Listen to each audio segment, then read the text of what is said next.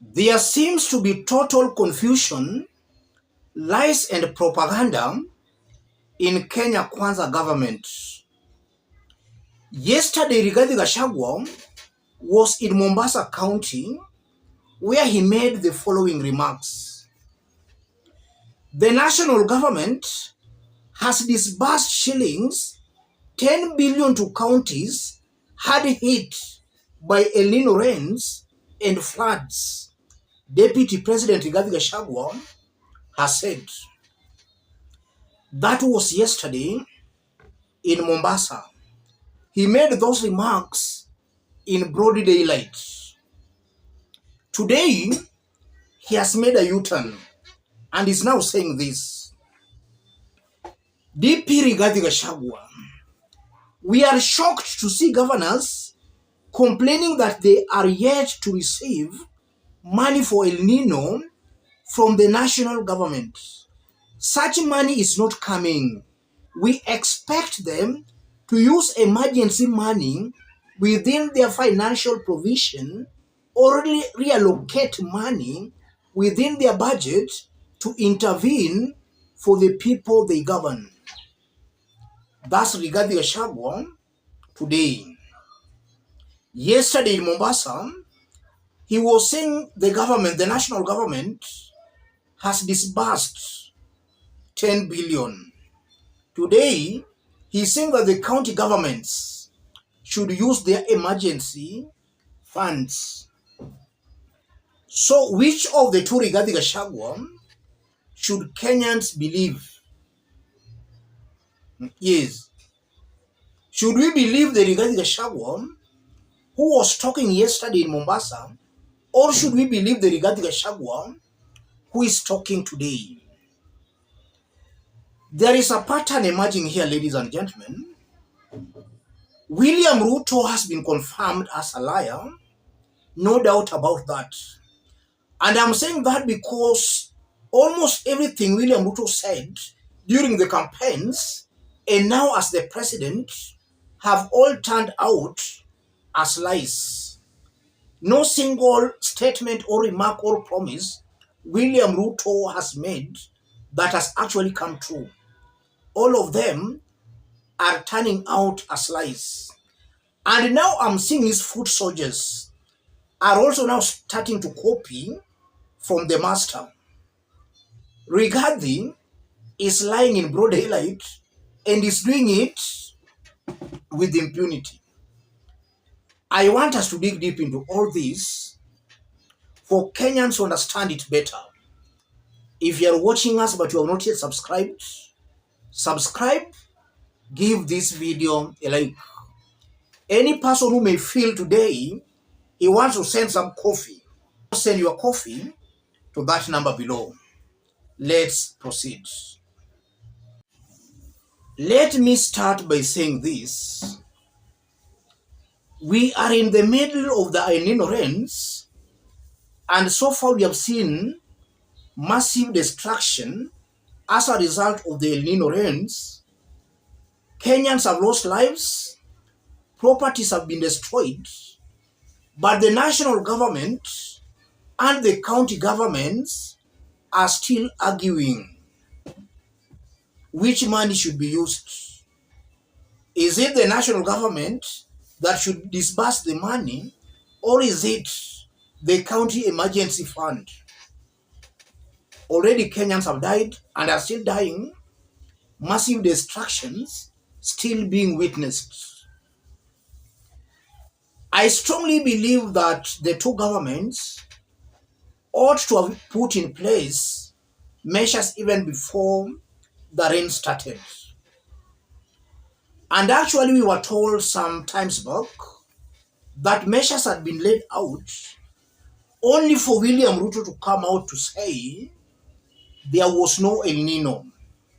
Mungu amefanya majabu, hakuna El Nino.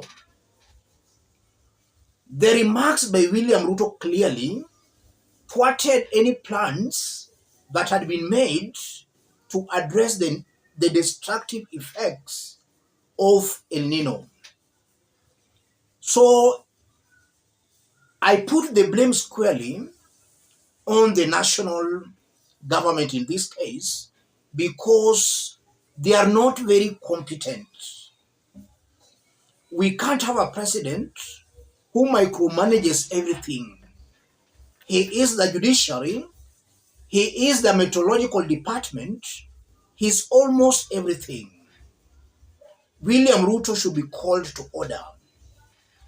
And all the deaths so far and the distractions, William Ruto as an individual should take responsibility. And the most honorable thing being done in civilized democracies is for that leader to resign. I know William Ruto cannot resign.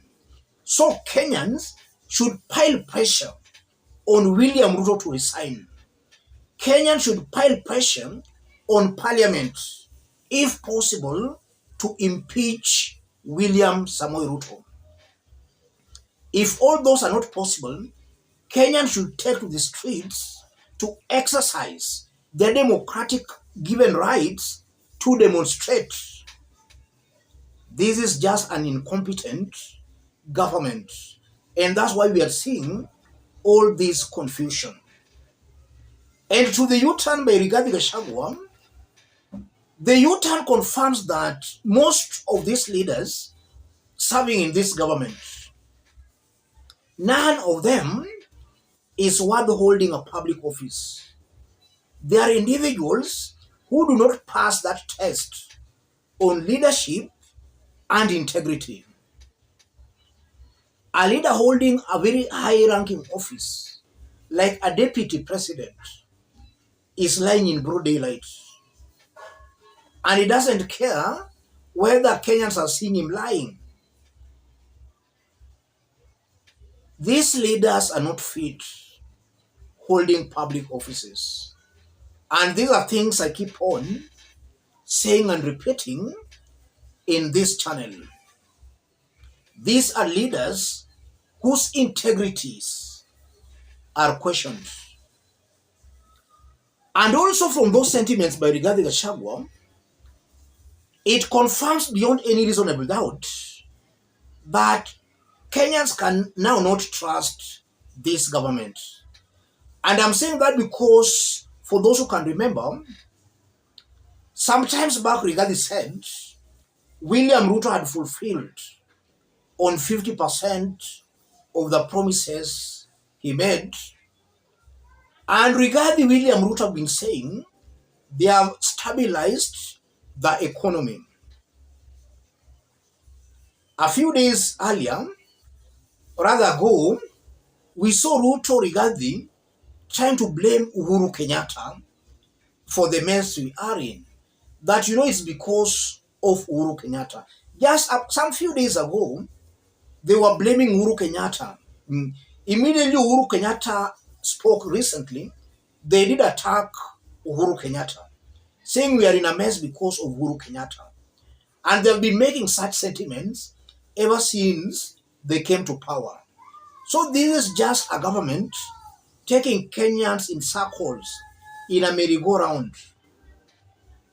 And that will augur very negatively for Kenya and for Kenyans. Let me stop it there, ladies and gentlemen. But even before I stop, William Ruto is still in Germany. Already in Germany, he told Kenyans while in Germany, I think yesterday, about 1 day ago, he told Kenyans that he has managed to get about 2.4 trillion loan from World Bank, IMF. Besides that, already Ruto has borrowed 1.6 trillion. 1.6 trillion plus 2.4, that's 4 trillion Kenya shillings. Kenyans should listen to this. Ruto is on record saying he has been adding more taxes because he does not want to borrow. In just 1 year, he has borrowed 4 trillion. Uhuru Kenyatta in 10 years borrowed only 6.7 trillion. in 10 years. This one saying he does not want to borrow has borrowed 4 trillion in just 1 year. Taxes are being added, more and more taxes are being added. It's up to Kenyans now to decide what to do with William Ruto. I believe Kenyans still have the power to teach William Ruto a very bitter lesson. They still have that power. And that power, they have been given through the Constitution, the legal power. Let me stop it there, ladies and gentlemen. If you are watching us but you have not yet subscribed, subscribe, give this video a like. Let's meet in our next analysis. Thank you. God bless you. God bless Kenya.